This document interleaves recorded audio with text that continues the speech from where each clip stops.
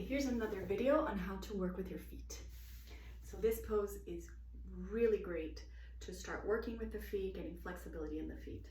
So I'm going to start out in a chair, and I'm going to start out with one foot. So what I want is all these mounds of my toes, I want them all on the floor.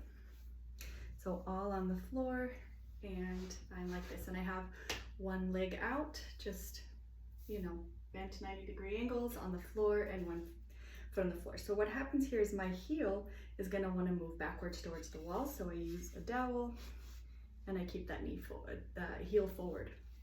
Another thing to watch out for here is that your hips are higher than your knees. Okay, so that's always the number one rule: knees below hips. Okay, and then when I'm ready, I go ahead and I add my second foot. So what I want here is all the mounds of my toes to be in contact with the floor and in contact with each other. So I put all the mounds of the feet together, especially the pinky toe. That's the hardest one to join, but you join that too, so you work here.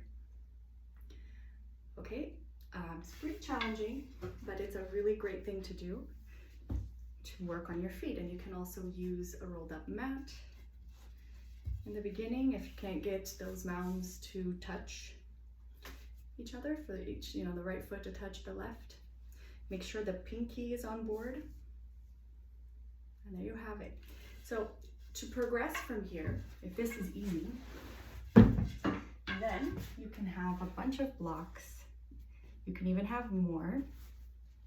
And you graduate from the chair to the blocks. So you come down to the blocks, and what's the one thing you have to check for? That the knees are lower than the hips. So that checks out, great. So I take out one more. Is my knee still lower than my hip? Kind of, right? It's just maybe borderline. If my knee were like this, then it would add some height. Okay, so that's how you know that you can go lower. So here I can work with one foot at a time, and the same thing is going to happen. That heel is really going to want to go towards the block, so you can add a little, you can put a little bit of support behind that heel and push it forward, because you want the heel to be vertical, not leaning back. All of the mounds of the toes are in contact with the wall, and then eventually you work with both feet, right? So you put all these little mounds in contact with the floor and in contact with each other, even the pinky. Okay, and so you're here, and you can release the groin because you'll feel a little push back here that wants to come up and stretch. So just breathe in to soften these parts, and then lift the chest. You can lean against a wall if your back is getting tired, but eventually it'll get stronger. And then you pull these heels forward, right, when you can, and make sure they're all in contact. So right foot and left foot, all the mounds of the toes are touching each other. And lift the chest. It's nice to have the chair back there. You can lean back on the chair or use it to support the body.